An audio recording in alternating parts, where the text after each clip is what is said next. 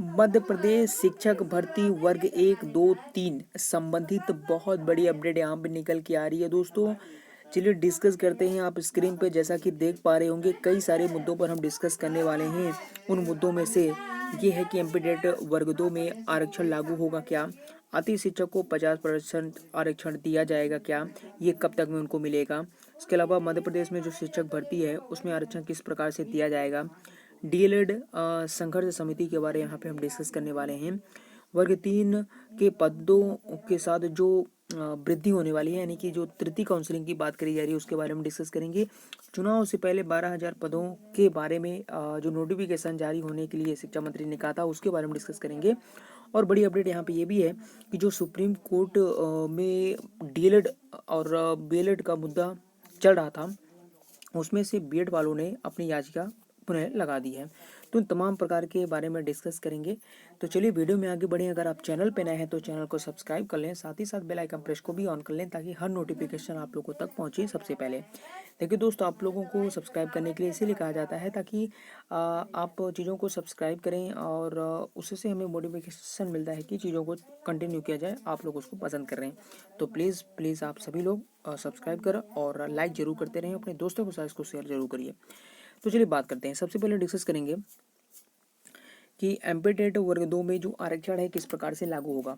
अब देखिए, अभी जो गेस्ट के बारे में जो भी अपडेट अभी आई है कि उनको 50% आरक्षण दिया जाएगा, तो मैं आपको बता दूं कि जितनी भी न्यू वैकेंसीज आने वाली है एमपी में, उन तमाम प्रकार के वैकेंसीज में ये आरक्षण अब लागू होगा, क्योंकि उनका ये कहना है कि नेक्स्ट जो भर्ती है उसमें हम अब इस प्रकार के रूल को फॉलो करेंगे।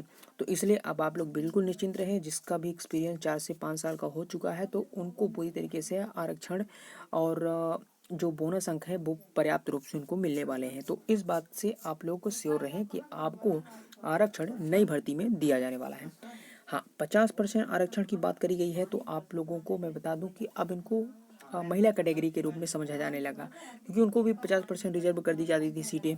अब यहाँ पे अतिथि शिक्षकों को भी 50% आरक्षण दे दिया गया है। तो बहुत बड़ी खुशखबरी उन सभी लोगों के लिए है जो अब नेक्स्ट भर्ती में अतिथि शिक्षक के रूप में एज अ एस्पिरेंट अपीयर होने वाले हैं। तो उनके अब सेलेक्ट होने के जो चांसेस हैं वो ज़्यादा बढ़ जाते हैं। अब आरक्षण किस प्रकार से दिया जाएगा। देखिए, आरक्षण अब मैंने आपको बताया ना, यहाँ से आप थोड़ा सा देख सकते हैं। यहाँ से आप देखने को आपको मिल रहा होगा एमपी शिक्षक भर्ती आरक्षण स्थिति। देखिए, महिला को 50% आरक्षण मिल रहा है। अब सीधे सीधे अति शिक्षकों को भी 50% आरक्षण दिया जाएगा। संविदा कर्मी को 25% आरक्षण दिया जा रहा था, एडब्ल्यूएस को 10%, ओबीसी को 27%, एससी को 16%, एसटी को 20%, दिव्यांग को 6% और भूतपूर्व जो सैनिक हैं उनको भी यहाँ पर 10% के करीब करीब आरक्षण दिया जा रहा था। तो इस प्रकार के रूल को अब यहाँ पे फॉलो किया जाएगा गाइस। तो यहाँ पे आप इस क्वेश्चन के आंसर को समझ सकते हैं कि किस प्रकार से आरक्षण दिया जाएगा। तो जो महिला है 50%, अति शिक्षक हैं 50%, संविदा कर्मी है 25%, ईडब्ल्यूएस 10%। तो यहाँ पे आप सारी चीज़ों को देख सकते हैं। तो ये एक बहुत बड़ी अपडेट है उन तमाम प्रकार के गेस्ट फैकल्टी एस्पिरेंट के लिए जो इस फील्ड में लगे हुए थे। अब उनको नई भर्ती से प्रॉपर तरीके से मौका और पूरी अवसर के साथ उनको यहाँ पे मौका दिया जाएगा। अब थोड़ी बात कर लेते हैं यहाँ पे कि जो तृतीय काउंसलिंग की बात करी जा रही है वर्ग 3 में, क्या ये कहाँ तक सच है। तो देखिए, मैं आपको बता दूं कि जैसा कि आपको पता होगा, अभी रिसेंट में ही जो शिक्षा मंत्री हैं उन्होंने कहा था कि हम चुनाव से पहले करीब करीब 12,000 पदों का नोटिफिकेशन जारी करेंगे।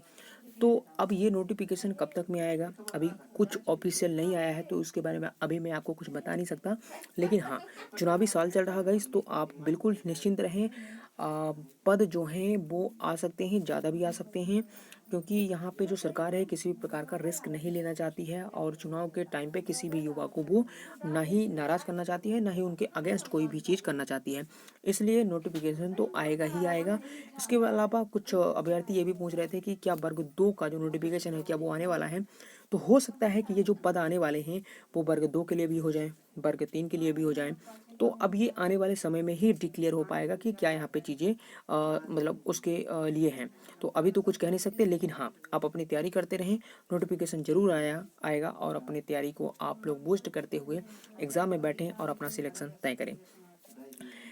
अब यहाँ पे बीएड डीएड के बारे में थोड़ा सा मैं आपको बता दूं, जो वर्ग 3 मध्य प्रदेश के बारे में चढ़ रहा है। तो देखिए, अब इसके बारे में अभी कुछ कहा नहीं जा सकता, इनको बाहर करेंगे या नहीं करेंगे। देखिए, जैसा कि मैंने आपको अभी बताया था कि बिहार में जो भी वर्ग बीएड के अभ्यर्थी हैं, जितने भी उन्होंने याचिका लगा रखी थी, तो उसको खारिज करते हुए सुप्रीम कोर्ट ने कहा कि जो हमने ऑर्डर दिया है वही अब उसको इम्प्लीमेंट करेंगे नई भर्ती से।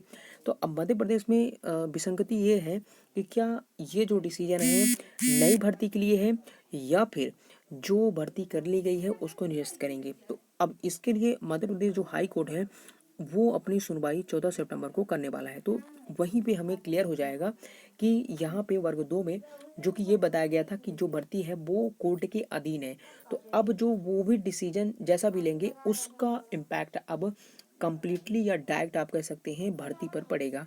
तो उसके बाद ही कुछ कहा जा सकता है कि बीएड को बाहर करेंगे या फिर इस भर्ती में उनको बरकरार रखेंगे। तो ये आपका डाउट क्लियर हो गया होगा। अभी बता दें गाइस कि जो सुप्रीम कोर्ट के लिए जो बीएड अभ्यर्थी हैं वो नाखुश हैं, इसलिए उन्होंने एक बार फिर से याचिका लगा दी है। तो आप यहाँ पे देख सकते हैं, याचिका का मतलब है कि उन्होंने ये कहना है कि जो डिसीजन अभी उन्होंने लिया है तो वो उतना सही नहीं है। मतलब जो जिनकी भर्ती रुक गई है, जो काउंसलिंग में है, तो उनके लिए उनका ये कहना है कि मतलब हमें मौका दिया जाए, क्योंकि एनसीटी में ऐसा कुछ नहीं कहा गया था। ब्रिज कोर्स की बात करी गई थी लेकिन इसका करिकुलम बनाया नहीं गया, तो इसमें उनकी क्या गलती। तो ये सारी चीज़ें हैं और ये सारा मुद्दा उन्होंने वहाँ पे रखा हुआ है। तो अब देखिए आगे क्या होता है, अभी कुछ कहा नहीं जा सकता, लेकिन फिर भी आप थोड़ा पेशेंस बना के रखें और चीज़ें ज़रूर आप लोगों के पक्ष में आएंगी। और बस अपनी तैयारी को करते रहें और बिलीव रखें खुद पर, जो भी होगा अच्छा होगा, पॉजिटिव रहें और बस जितना कुछ भी हो सके अपने ऊपर विश्वास रखें। तो ये थी एक छोटी सी अपडेट, उम्मीद करता हूँ आपको पसंद आई होगी। इसी प्रकार की जानकारी और अपडेट से बने रहने के लिए चैनल को सब्सक्राइब कर लें। कई सब्सक्राइब जरूर कर लिया करिए, क्योंकि आपको नोटिफिकेशन टाइम पर मिल जाया करे। और चलिए फिर मिलते हैं किसी नए वीडियो में। अगर वीडियो आपको पसंद आ रहा तो इसको लाइक करें, अपने दोस्तों के साथ भी इसको शेयर करें।